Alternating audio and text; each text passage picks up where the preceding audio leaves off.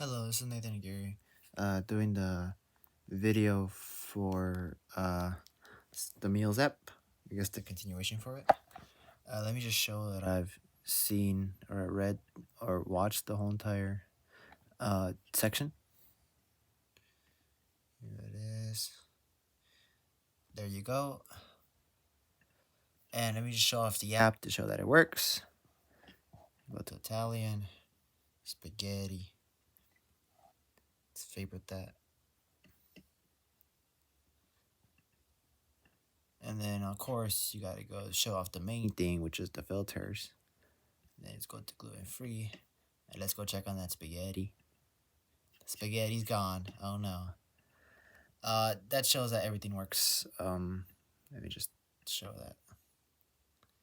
Boom, boom, spaghetti's back. It's in the favorites though, yippee. Hamburgers.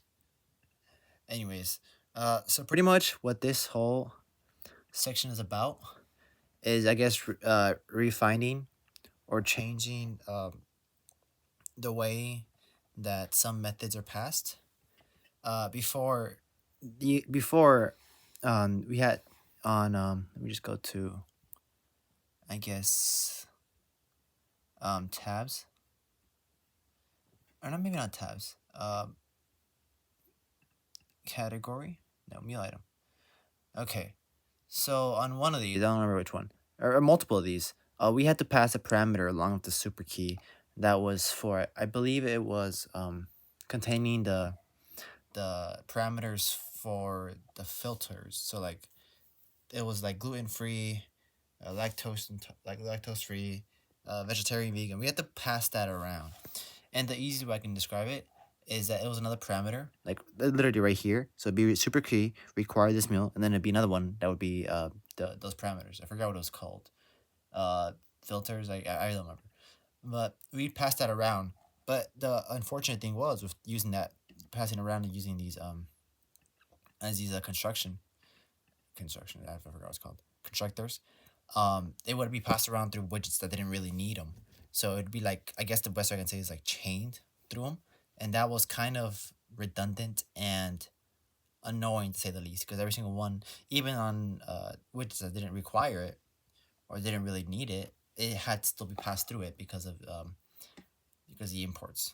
So instead of doing that, we instead made our own little provider files that are right here. And what these all are is pretty much utilizing something called Flutter River Pod. Ignore the River Pod legacy.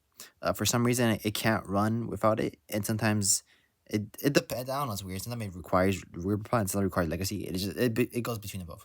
But anyways, so what RiverPod kind of does is it makes it so that like global variables, or no, my bad, not global variables, but it allows for global states from these widgets. So, for example,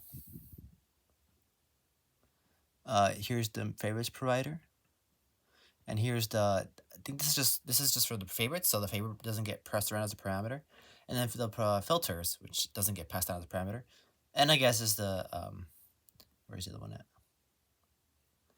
There's another one.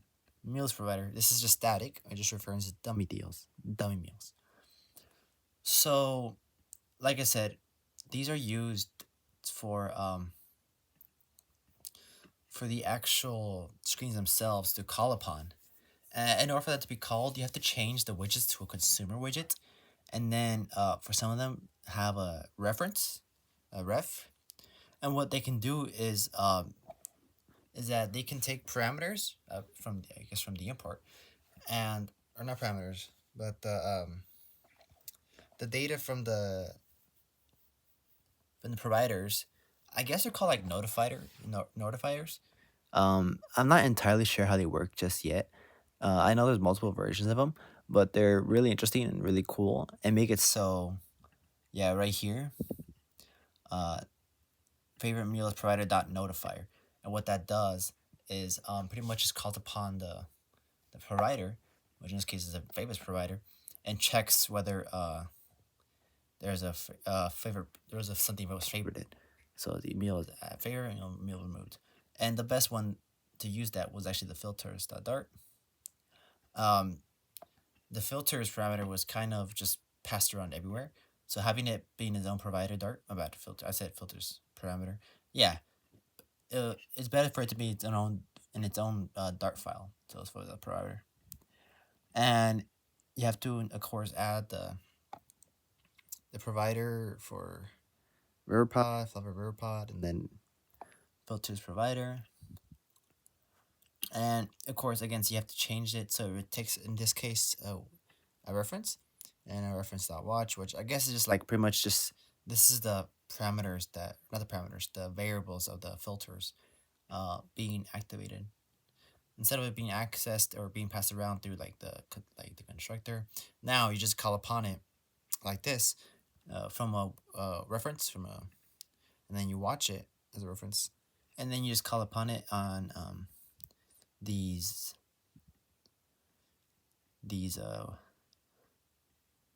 little widgets. It's hard to see them because, but there, as you can see right here, active filters, filter.vegetarian. So yeah, these just are just kind of more. This is less so changing the app itself and more just cleaning things up and adding these river pods. They're a little weird to understand. From what I can tell, they involve stuff like notifiers, reference, uh, and a lot of other things. But I can see why they're so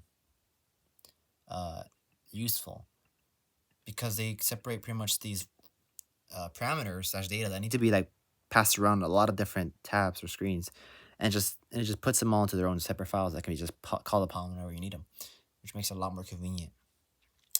And yeah, I guess that's all I can say.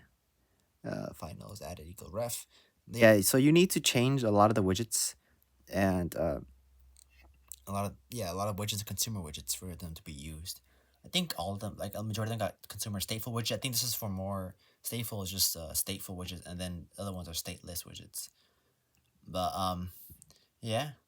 So that's what I understand from this consumer widget from the section. The RiverPod's pretty useful, but difficult to understand. But I can see the inherent value, and I'm sure I'll understand it more as I use it.